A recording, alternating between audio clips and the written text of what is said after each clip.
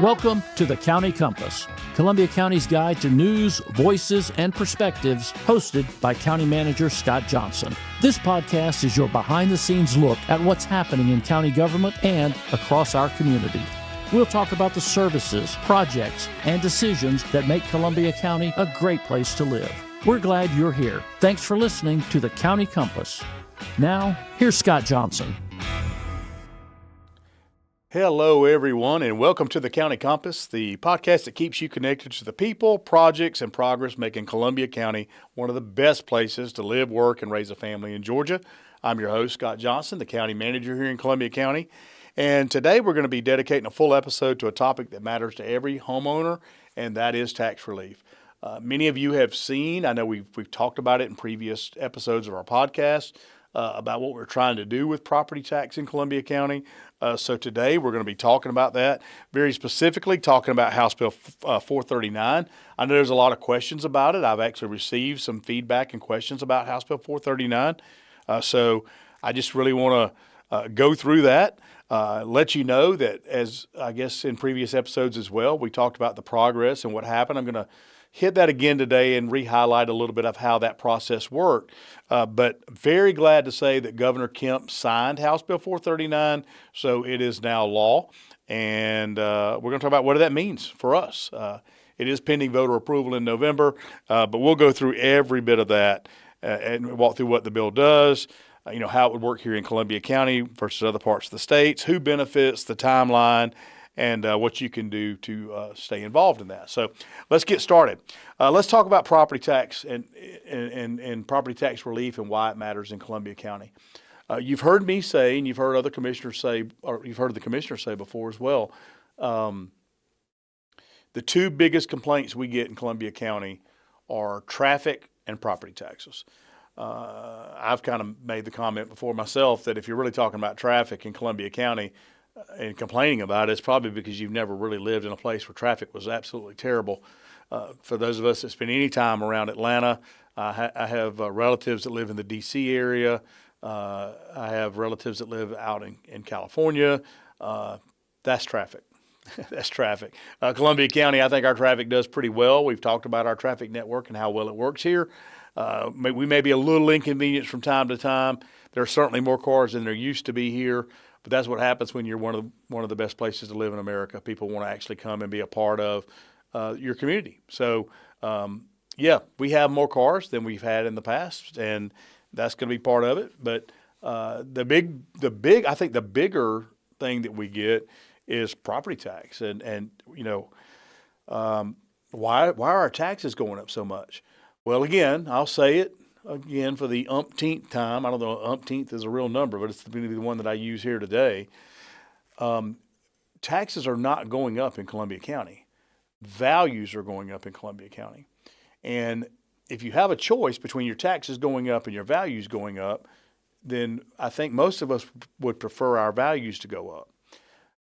Now, the result of that is when values go up and the tax rate stays the same or even goes down, then your actual tax bill becomes more because you're paying maybe even lower taxes or the same taxes on a higher multiplier. And when you do that higher multiplier, it results in a higher tax bill. So we've done some things to try to offset that. Certainly growth gives us opportunities, and that's part of it. But it also puts pressure. It puts pressure on us as a community to be able to provide all the services that we need. So we got to make sure that we strike that balance. Now, we mentioned this before, and I'll mention it again. We already offer a homestead exemption in Columbia County, and the way the tax bill is calculated is you are assessed a value on your personal property, on your home property. You're assessed a value by the tax assessors. They are an independent board. They are appointed by the Board of Commissioners, but they work independently from the government, from us, and the tax assessors go out and they assess the value. They are restricted as to how they can assess that. They have to make sure that they stay within the tolerances of the rest of the state. The state actually has oversight over that. They can come back and say, oh, no, you valued it too low, or oh, no, you valued it too high. We have to hit it just on the mark. And that mark that we're trying to hit is based on what other property similar to your property is going for at that particular time in that particular community, in our particular community. So we're not taking a wild guess. We're just looking at comps and we're looking at sales. And those numbers have gone up over time, so people's values are going up. But I mentioned we do have a standard homestead exemption in Columbia County. That's $2,000. So you take your assessed value of your property, whatever that is. Let's just say for argument's sake, it's $100,000. And then what we're going to do is we're going to tax 40% of that value. So if your property's worth $100,000, we're going to multiply that by 40. And now we're going to pay taxes on the $40,000 that's left over. All right, that $40,000 is then multiplied by the millage rate. We have lowered the millage rate 9 out of the last 10 years in Columbia County. The only year we didn't was COVID. We left it the same because of we were just concerned of what may happen. But every other year we've lowered the tax rate. So that multiplier is a lower number. If we go all the way to the rollback rate, the idea is to roll the taxes back far enough to make that higher value balance out equally with the new millage rate to give us a net even, so we're not getting any more money from taxes, so to speak. So even if your taxes went up a little bit, the net of that for the county should be pretty close to being even. So we take that $40,000, and before we apply that multiplier, we take off the standard exemption of $2,000.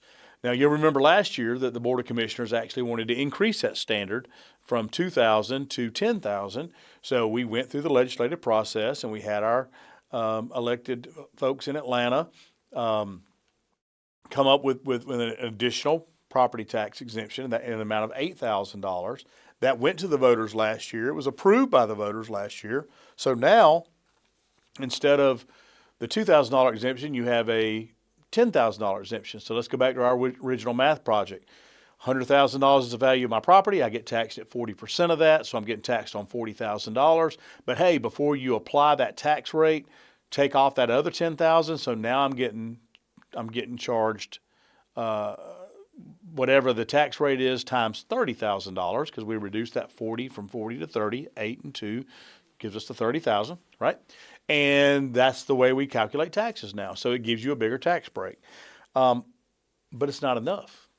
It's not enough. It's been the goal of this commission and the goal of this administration to drastically or greatly reduce your property taxes to the point of even eliminating property taxes for your homestead. And the homestead is the property that you live in that you claim as your homesteaded property. And there's a process, we'll kind of touch on that in a few minutes, to make sure that you claim that homestead because you're going to get the biggest bang for your buck there. And we want to eliminate that homestead property for everybody. So House Bill 439 is the law that Governor Kemp just signed recently that gives counties like ours, it's a statewide bill, it's not just a Columbia County bill, but it gives counties like ours a new responsible tool to deliver that tax relief without raising taxes or cutting any essential services. It's really local control at its best because what it does is the voters decide if we do it or not, and then we are holding ourselves responsible for making sure that we don't go over our budget or that we're trying to bring in additional economic development projects or whatever. So any surplus revenues we have can be applied to this tax relief. So if we have money left over, and we do routinely, we have money left over because in Columbia County, we really do our best to estimate our expenses as high as possible and our revenues as low as possible to get that balance there. So then if we miss it a little bit one way or the other, it's actually okay. You know, we don't have to go back mid-cycle and raise your taxes. So let's talk about how we got here. Now, some of you will remember there were different House bill numbers. If you go back in earlier episodes of even the podcast, or if you've been following us in Columbia County, you'll know that we started with a House bill that was introduced by Representative Richardson over in the House. It was House Bill 1156, and it was followed up by House Resolution 1178. And those two bills, the House bill and the House resolution, one was to provide the property tax relief that we're talking about, and the House resolution was to make for a constitutional amendment to remove the cap on the homestead tax relief grant that we were going to be setting up in House Bill 1156. The state already has the ability to provide these homestead tax relief grants. So some of you have gotten a check in the past, and you may have gotten one this year already from the governor and from the legislature, an extra $500. They're giving you money back, okay? The state is allowed to do that, and they take your tax money up front, but then they can give it back to you through this tax relief grant. But local governments were not allowed to do that. So what House Bill 1156 did is it gave us the ability to be able to do what the state is doing to give the money back. House Resolution 1178 actually gave us the ability to remove the cap, because currently there's a cap at $18,000, and it's not $18,000 you get back. It's an $18,000 cap on the homesteaded side. So remember I was talking earlier about the $2,000 and the $8,000. It's capped at $18,000. We wanted to remove that because let's just go back to our original equation. Your house is worth $100,000. We tax you at 40% of that $100,000. We're tax you on $40,000, right? We remove the 2, we remove the 8, so now we're taxing you at $30,000. Let's just say hypothetically that if 18 is the total number that we have, let's take another $8,000 off. So now we're taxing you at $22,000 times the multiplier. But what we want to do is we want to say we don't want there to be a cap. That $18,000 cap needs to go away. We didn't get that done this year in the constitutional amendment, but we are committed. The county is committed, the commission is committed, and staff is committed to going back next year to try to get that constitutional amendment done. So this is step one of a multiple step process to get you the tax relief. So when we started working on House Bill 1156 and House Resolution 1178, again, sponsored by Representative Gary Richardson, it was signed on by every member of our House delegation. So we want to make sure that we give them props. That's Dr. Mark Newton and Representative Rob Clifton and Representative Rob Leverett on the House side. And then we have Senator Lee Anderson and Senator Max Burns over on the Senate side. But on the House side that started this, everybody was involved with it, and they were trying to get Representative Richardson's bill across the finish line. We worked it. We made several trips to Atlanta. All of us made several trips to Atlanta. We were getting close to crossover. I can remember one story that we were getting close to crossover, and Vice Chair Allison Couch was really trying to help get this thing over the finish line because she was one of the people that was championing the property tax relief with the rest of the board, but she was actually working it behind the scenes. There was a night where she was going to have the opportunity to see some of the House leadership the next morning and wanted to be in Atlanta when the Capitol opened or when they were able to see her. So she decided at 9 or 10 o'clock that she was just going to go to Atlanta and she was going to be there first thing that next morning. And she was ready to go to help us get this through crossover. Unfortunately, when I say crossover, what that means is bills in the House and the Senate, when they're introduced, they have a certain period of time to be able to make it to what we call crossover. And if it makes it through one chamber, either the House or the Senate, then it gets crossed over to the other. But it has to happen, I believe, by the 30th legislative day. We kept our fingers crossed, and we were really hoping our bill was going to pass and get to crossover. And unfortunately, it met with some resistance. Again, unfortunately, it was political. There was some fighting between the caucuses, the Republican caucus and the Democrat caucus. And we won't say who's right or who's wrong. It's just a matter of differing opinions and differing ways of doing things. But for whatever reason, it didn't make it. And we were devastated in Columbia County. We were like, Leon, we've promised this property tax relief. We've got to get this through. So we didn't give up. We didn't give up on it. We went back with our lobbyists who did an outstanding job. We went back to our delegation, representatives and the senators. We said, what can we do? And they said, well, there is a method. We already knew this, that there was a method. Is there another bill we can tack this on to? Fortunately, the way the session works, it's actually a 2-year session, not a 1-year session. So bills that got crossed over last year that didn't make it all the way through are still there and available, and they could be picked up at any time. So literally what we did was we found a bill, and in our case it was House Bill 439, that had already passed the House. It was a tax bill, but it had nothing to do with providing homestead tax relief in the grant form the way we have it now. We found House Bill 439, and we worked with the Senate to see if maybe the Senate could change the language in House Bill 439 and then send it back over to the House for an agree. And that's just kind of the way the legislative process works. So we worked that up until, guess what? The very last day.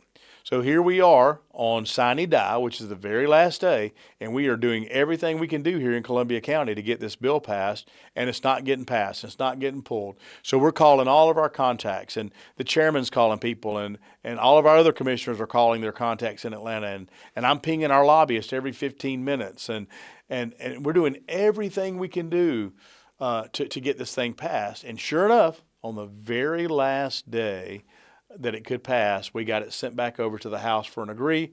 Thank you to Speaker Burns and his entire team that helped us with that agree, and we got it passed on the last day.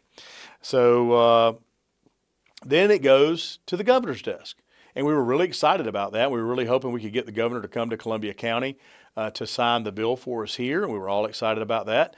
But again, the checks and balances are in place, and the governor's staff was working hard on the bill, looking at the language to make sure everything was okay. And they seem to have some issues with some things in the bill and the constitutionality of it, specifically that it didn't have a constitutional amendment attached to it. But we knew it was enabling legislation, and we knew it was step one in the process. So we were like, look, Governor, just sign the bill. Legislative Council thinks it's okay. We got an opinion. We got it in writing. We did everything we could do to get the bill passed. And here it is now in the governor's office, on the governor's desk. And ultimately, he signed it on, guess what? The very last day. It was the very last day. It's like, you guys in Atlanta, we appreciate all you're doing, but you are killing us waiting to the very last minute to be able to approve this. But you know what? I had a very good conversation, a face-to-face conversation with the governor Saturday. He was actually in our community for an event, and I first of all thanked him for his service. Not taking away from any other governors out there, but I can just say that Governor Brian Kemp has been one of the best governors, in my opinion, ever to be in Georgia. He's been a very good friend. He's been a friend to local government. And he has worked really hard on putting Georgia on the map when it comes to doing business in Georgia. So kudos and congratulations to Governor Kemp as he finishes his last term. But I also thanked him for signing this bill, and he was very gracious, and we very much appreciate that, because now it gives us the opportunity to do what we said we were going to do, which is to provide you that much needed tax relief. So let's talk a little bit about the bill itself, the plain language. What is it? It is a local homeowners incentive adjustment grant program. It allows us to set up a fund that we can put money in, any surplus money, any extra money that we have at the end of the year. If we underspend our budget, or if we get a big economic development project or whatever in Columbia County, we can fund this thing. And then what we can do is we can give the homeowners a grant instead of asking you to pay your tax bill on your homesteaded property. We'll show it. We'll show how much you owe, and then we will credit you that same amount. So your homesteaded property in Columbia County, ultimately, once we get rid of the constitutional amendment that we need, will ultimately be zero. But again, we're working towards that. That's the whole idea of what we're trying to do. It does require voter approval, so we have to take some additional action now to get it on the ballot in November. So we're getting through the primaries now in Columbia County, and then you'll have an opportunity as a resident of Columbia County to vote. Every other community can do the same. So anybody else that wants to do this can also have the ability to put it on a ballot, let their citizens vote. It's a dedicated fund, so we only fund it with money from years when our revenues exceeded our budget, or we had some additional funding that came from somewhere, extra money, right? Found money, extra money. So it allows us to protect all the things that we're doing, our public safety, our parks, and all the things that we do in our general fund. We're not compromising that in any way. We're still providing an award-winning service. Who qualifies? This will be the only owner-occupied primary residences with a current homestead exemption on file. Well, Scott, that kind of narrows it down, doesn't it? Well, no, it doesn't really. I mean, half of our general fund for property taxes now comes from what I just described, and that is owner-occupied primary residences with a current homestead exemption on file. So if you own your house or you're buying your house, make sure you have a homestead exemption. We'll talk about that again at the end. Make sure you have a homestead exemption on your property. And then when everything is said and done, we will be able to hopefully fund this and get your taxes down to zero, which has been our goal all along. How the credit works, the Board of Commissioners would determine the available funds every year. We're going to calculate that credit and then apply it as a direct dollar-for-dollar reduction on your tax bill. It shows up clearly. It stacks with your existing exemptions. So it works well for what we're trying to do. What it does not do is it does not reduce the millage rate. That's important because one of the reasons why, and there's been a lot of questions about this. Why did Columbia County ever approve a data center? Why did you guys even think about data centers? Because we saw the actual ability of a data center to provide extreme tax relief to our property owners in Columbia County because data centers pay big money when it comes to taxes. So that's one way to fund this fund that we're talking about. And if we reduce the millage rate, if we reduce the multiplier, then that would have applied to everybody. So we would all still be paying taxes unless we reduced it to zero. And if we ever reduced it to zero, we wouldn't have any property tax money to fund the things that I was talking about, like public safety and parks and maintenance and operations and all the things in the county. So we didn't want to mess with the millage rate. We're already one of the lowest ones in the state. We had that in a previous episode. We talked about millage rates and how we stack up and how we compare. We're in great shape when it comes to that. But, if the goal is to get your homesteaded property to zero, I don't think anybody cares whether it's on this side of the equation or whether it's on this side of the equation, as long as this and this equals zero, good with me. So it was the best way for us to do it, to be able to use the money from economic development projects like a data center to be able to provide the property tax relief. And again, it's one of the reasons why, probably the reason, maybe the only reason why I think data centers passed in Columbia County was to provide this property tax relief. So well on our way to doing that. We do have some seed money already available. Some of you will remember that when the Development Authority sold the property out at White Oak to the data centers, they got a pretty good windfall. So much so that we don't have to fund our Development Authority anymore. They have their own money now to fund their operations, and we got reimbursed for all of the infrastructure that we had put out there. So we got a check for almost $8.4 million that was given back to the county from our Development Authority for money over years. It wasn't a one-time thing. It wasn't something that just happened with data centers. It's over the years we've put money in water and sewer and expanding roads. And the idea was the Development Authority would always pay us back. So they did, almost $8.4 million. So we have set that money aside. And now that we have the Homestead Tax Relief Grant in law, the ability to do it, we will take it to the voters in November. And if the voters approve it in November, we will immediately the money's already earmarked. It's already there for that, but we're waiting on the voters to tell us that we can do it. So we're just going to save it, anticipating that you can. If the voters decide you don't want to spend the money on that, then we'll find other ways to spend the money. But the intent is to provide property tax relief, and that's exactly what we're going to do. So the bill will take effect January 1st, 2027. So the earliest you would actually see a credit on your tax bill would be in 2028. So that's the best we can do with that. Government does take a while. There are a lot of checks and balances, but we're getting it done. So what's our plan? What's the real impact of this? Again, our commissioners work extremely hard. I really think people don't realize how much effort that they put in to what they do on a regular basis, but worked extremely hard to get this thing done. So if the voters approve it, again, we will use that long term. Now, it's not a gimmick. It's not a one-time thing. This is not some election promise that goes away next year. Folks, this is Columbia County trying to do what Columbia County does best, and that's trying to take care of our residents and making promises and keeping promises and running the most efficient government in the entire state. That's what we're trying to accomplish here. So it's not a one-time thing. It's a sustainable framework for the future. That's what we're working on. Now, we talked about this, renters and commercial properties, they won't receive these credits directly, but you could see some tax relief. Currently, we have what's called a LOS, local option sales tax, that is applied to everybody in the county equally. That's sales tax that we take in. You see it on your tax bill now. You'll see a sales tax credit on your tax bill.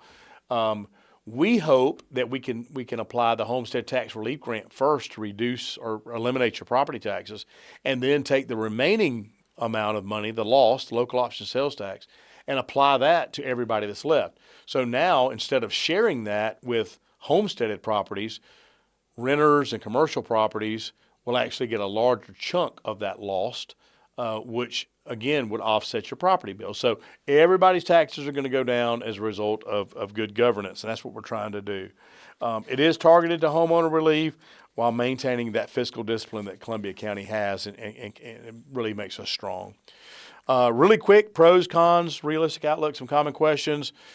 Pros, it's transparent. This whole process has been transparent. I've talked about it on this podcast many times. We've talked about it at public meetings. I've talked about it at civic meetings and organizations. We've taken the necessary votes in the Board of Commissioners to send the resolution forward to even ask for this.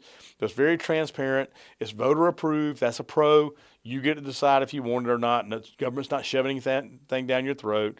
It's responsible. It's giving money back if we don't need the money. This money should not be wasted. It should be given back to the taxpayers.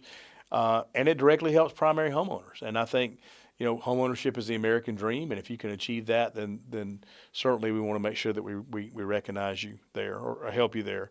A couple of important realities. One, it does depend on the annual surpluses and board decisions. I will say that in my tenure as county manager, we've always had them in some way, shape, or form. Just because we're so fiscally conservative, I don't see that changing going forward.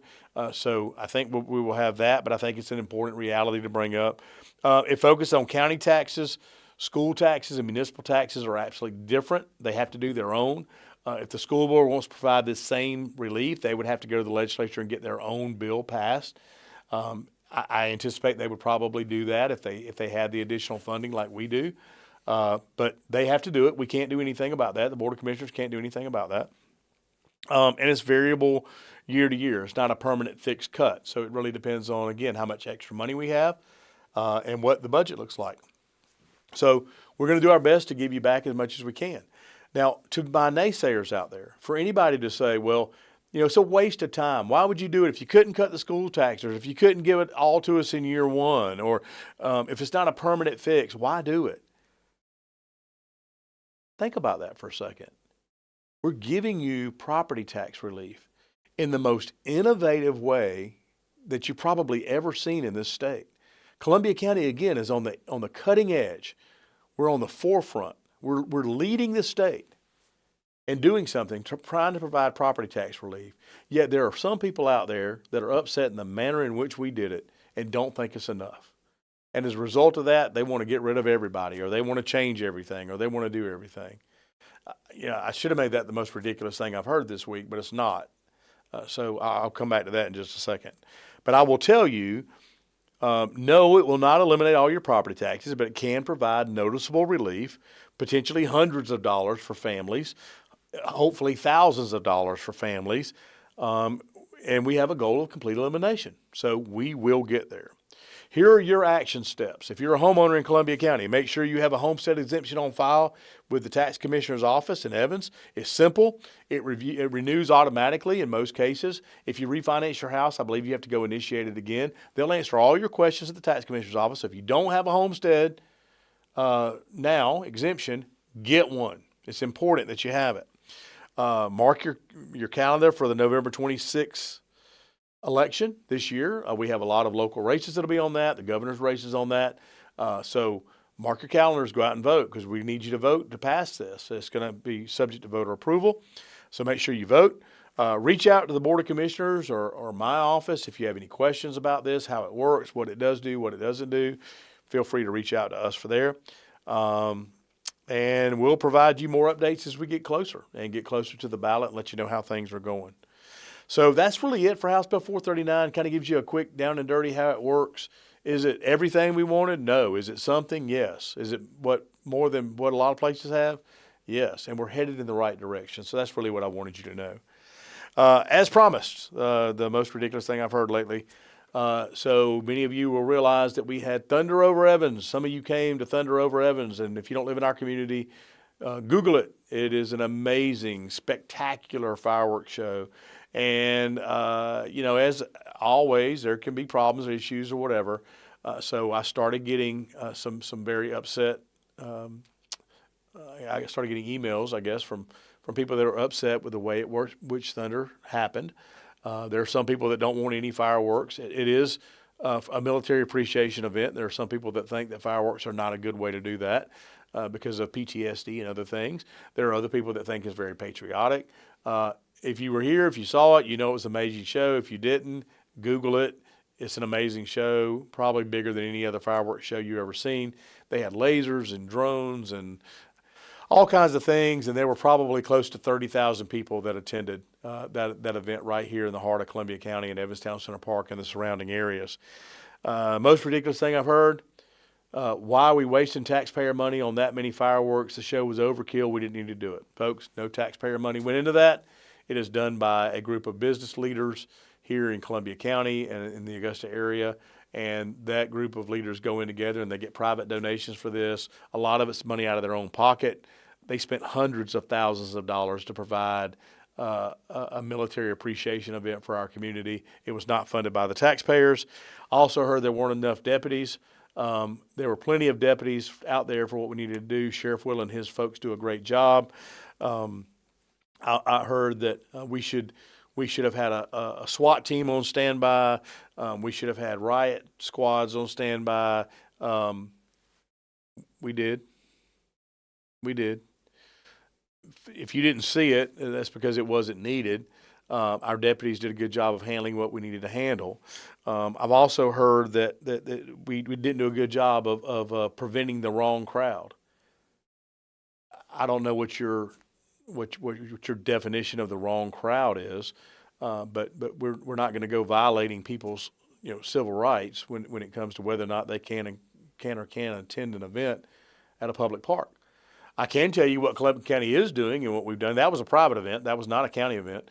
But what we are doing is we're looking forward to Boom in the Park in Columbia County, which is our 4th of July celebration. That is a county event. It is funded by hotel motel tax, not property tax dollars. So I won't get into all that right now. But I will tell you that we're trying to find a way to make sure that the Columbia County residents have priority to be able to enjoy the show because they're here and they're paying for the taxes and those sort of things. So we're looking at ways to do that. But the fact that somebody would think that we didn't have enough deputies, look, there were 8 arrests. And those 8 arrests that we had, most of those people were not even from Columbia County, but it doesn't matter whether they were or they weren't from Columbia County. What matters is they came to cause problems or they did cause problems and they were arrested for it.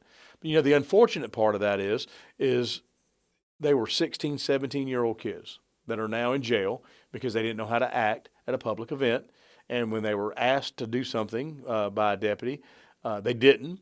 So they found themselves on the other side of the bars. And you know what? That's what happens when you don't do what you're supposed to do and you break the law, especially in Columbia County. You'll find yourself in jail. So those of you that want to continue to come out here and disrupt things that are happening in Columbia County and you want to break the law, just go ahead and plan to spend the night with us because the sheriff has plenty of room. We're building a whole nother pod on the jail up there right now, and we will fill it up with hoodlums that want to cause problems. So come on out and cause problems, and you can have a free stay on us. Y'all can tell I'm passionate about that. So is it ridiculous that we didn't handle it right or we didn't have enough? Or it was, folks, if you don't know what you're talking about, just ask questions instead of making statements. It just makes it so much easier. And if you ever need the right answer, call me or just listen to this podcast. Eventually, I'll probably get to it. So I'm going to finish there and say thank you for listening to this episode of the County Compass. If you have any questions about anything you've heard today, House Bill 439 or anything else, county-related, visit columbiacountyga.gov. Reach out through the normal channels. So if you enjoyed our podcast, I would ask you to subscribe, Spotify, Apple Podcasts, or YouTube. Leave us a review. Communicate with us. But more importantly, thank you for tuning in and being an engaged part of Columbia County and our community. Your input and participation makes our county stronger. So I would ask that you stay safe, stay involved, and keep loving this county as much as I do. Take care. This has been the County Compass, Columbia County's guide to news, voices, and perspectives. Thank you for listening. We appreciate you taking the time to stay informed about the issues, initiatives, and people impacting our community. And we sincerely hope today's conversation helps you better understand the work being done in Columbia County. Be sure to subscribe so you don't miss future episodes. As always, visit Columbia County's official website or social media channels for additional information. And until next time, thanks for tuning in.